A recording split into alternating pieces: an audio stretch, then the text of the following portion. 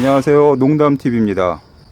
오늘은 제가 15차 방제를 하려고 합니다. 장마 전까지는 대략 열흘에 한 번 정도 주기적으로 예방 방제를 해줬고, 장마 이후로는 일주일에 한 번씩 날짜에 맞춰서 방제를 해주고 있습니다.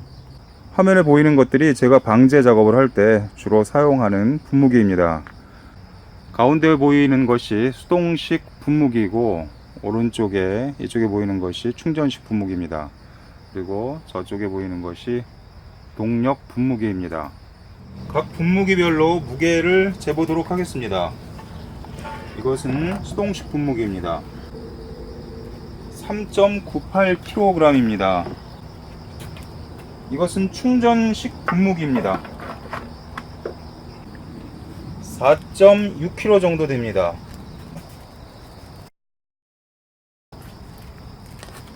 그리고 이것은 엔진 분무기입니다. 무게가 11kg가 넘습니다. 11.08kg입니다. 용량이 25L짜리이기 때문에 약을 채우게 되면 거의 35kg이 넘습니다. 이렇게 세 가지 형태의 분무기의 무게를 측정해 봤습니다. 가운데 보이는 수동식 분무기는 제가 사용하는 것이 네 가지가 있는데, 그 약재를 뿌리는 용도별로 구분해서 사용하고 있습니다. 물론 제초제를 뿌리는 용도는 특별히 눈에 잘 띄게 해서 예상치 않게 살충제를 뿌려야 할 때 제초제를 뿌리는 일이 없도록 조심하고 있습니다. 그러고 보니까 과거에 저희 아버님이 고추밭에 제초제를 흠뻑 뿌리셨던 그런 기억이 납니다. 여기 보이는 분무기가 충전식 분무기입니다. 제가 아마도 우리나라에 처음 이 충전식이 나왔을 때 거의 초기에 구입했던 사람이 아닌가 싶습니다. 그런데 사용하다 보니까 여러 가지 문제점들이 발생하는데, 그 중에서 가장 골치 아픈 것은 조립 부분에, 특히 나사나 볼트 같은 것이 결합하는 부분에서 약재가 새는 경우가 흔합니다. 후기에 구입하신 분들은 품질이 좀 나아졌을지는 모르겠습니다만은, 저처럼 충전식 분무기를 초기에 구입한 분들은 아마도 비슷한 하자가 발견되지 않을까 싶습니다. 그래서 최근에 저는 이 분무기를 이용해서 샤워기를 만들어 볼까 해서 여러 가지로 궁리를 하고 있습니다.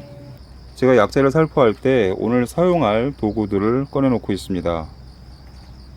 칼슘을 비롯해서 제가 사용하는 천연 약재하고, 그리고 비커도 있습니다. 이쪽에 계량컵도 있고, 저는 약재를 한번 혼합을 한 다음에 섞이는 정도를 보고 그 다음에 농약통에 넣기 때문에 이러한 통을 미리 준비를 해서 이 안에서 1차적으로 섞어줍니다. 간혹 가다 보면 응고가 된다든가 결정체가 생기는 약재들이 있습니다. 혼합 살포할 때 그런 경우가 생기게 되면 자칫하다가는 분무기의 노즐을 막는 경우가 흔하게 발생하기 때문에 저는 사전에 이러한 별도의 용기에다가 약재들을 혼합한 후에 분무기에 넣고 물을 넣습니다. 오늘은 각 약재마다 15ml씩 섞어서 뿌릴 예정입니다. 15ml를 사용하겠습니다. 약간 넘었기 때문에 도로 덜어내고, 이 정도 보면 15ml 정도가 되겠습니다.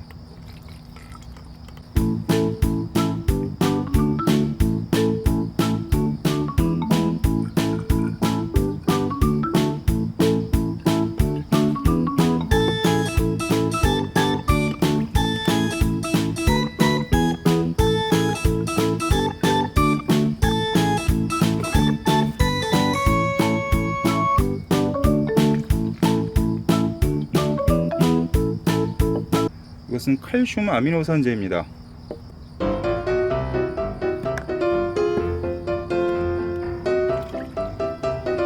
지금 이렇게 보면 칼슘하고 나머지 약재들하고는 섞이는데 문제가 없습니다.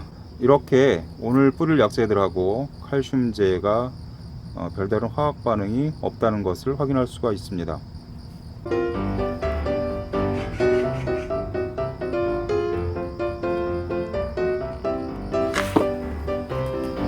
완전히 다 섞어준 다음에 분무기에 넣습니다.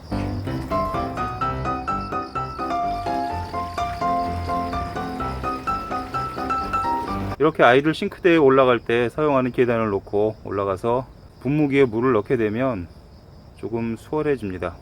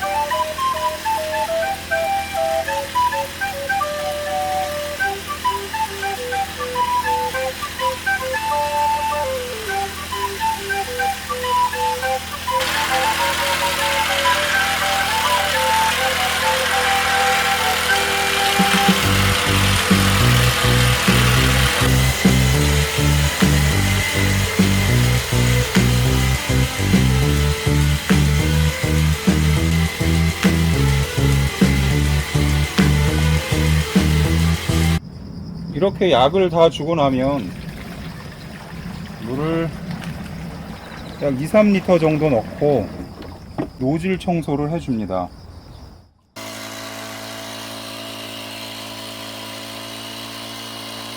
이렇게 노즐 청소까지 끝나야 방제 작업을 마치게 됩니다.